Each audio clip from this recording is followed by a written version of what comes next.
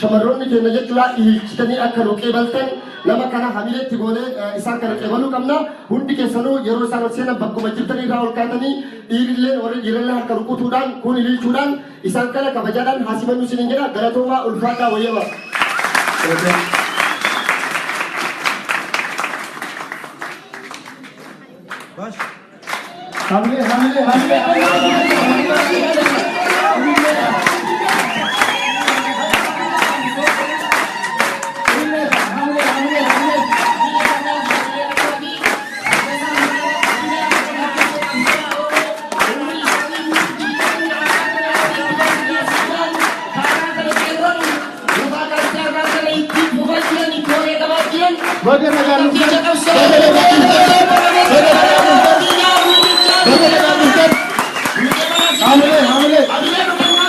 Hamle.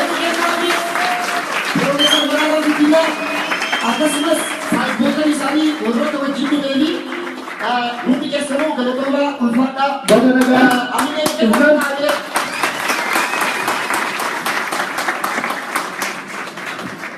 Dr. Mararaa Guddinaa yookaan immoo jiru Profeesar keenya hangafticha qabsoo Oromoo sirnoota darbanirraa fiiccila barattoota irraa kaasanii afaan kanaa siin gahan mee takka hamilee nu kennaani.